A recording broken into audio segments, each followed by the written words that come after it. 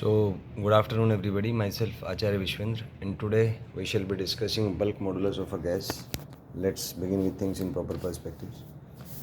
So, here is the worksheet on the bulk modulus of gas. So, first question is for gases, bulk modulus is. So, for gases, bulk modulus is minus V into dP by dV.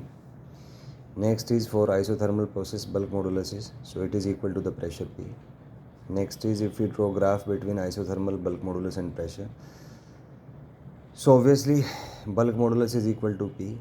That means graph is a straight line with slope equals to B by P, which comes out to be 1. So the slope angle here comes out to be 45 degree. Next is we have three different gases, but isothermal bulk modulus is equal to pressure. So all the angles will be equal here, will be equal to 45 degree. However, for adiabatic process, bulk modulus is equal to gamma into P. So if we draw graph between bulk modulus and pressure, its slope will be gamma, or tan theta will be equal to gamma.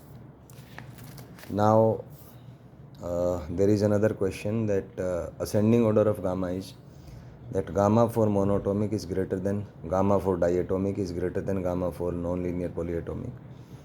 So if we are given three graphs corresponding to three gases, so the if theta 3 is greater than theta 2 and it is greater than theta 1, it implies tan theta 3 is greater than tan theta 2 is greater than tan theta 1, which implies gamma 3 will be greater than gamma 2 and it will be greater than gamma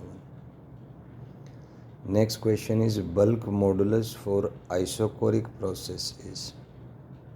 So for isochoric process, bulk modulus is infinity.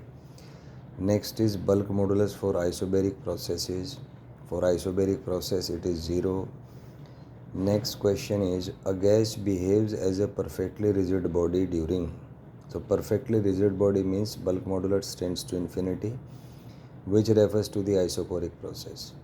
Next is a gas behaves as a perfectly plastic body.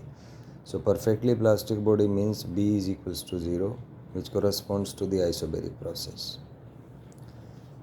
Next is we are being given two graphs and we are being asked that which graph corresponds to isothermal process.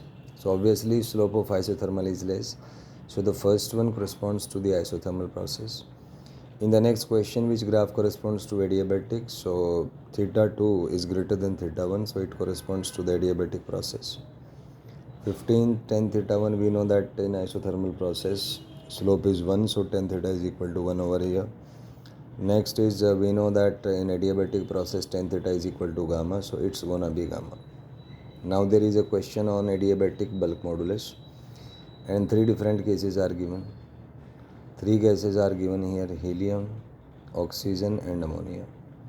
So graph 1 corresponds to, so you can see that 1 has the least slope, that means it has least gamma, and least gamma corresponds to non-linear polyatomic, which is ammonia over here.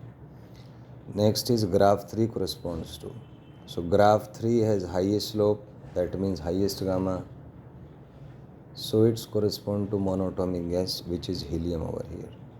So these are the basic worksheet tools on bulk modulus of gas, and these are aspired to make you quickly revise all the relevant facts, concepts and tricks related to the subtopics so that you can give a final touch to your exam preparation.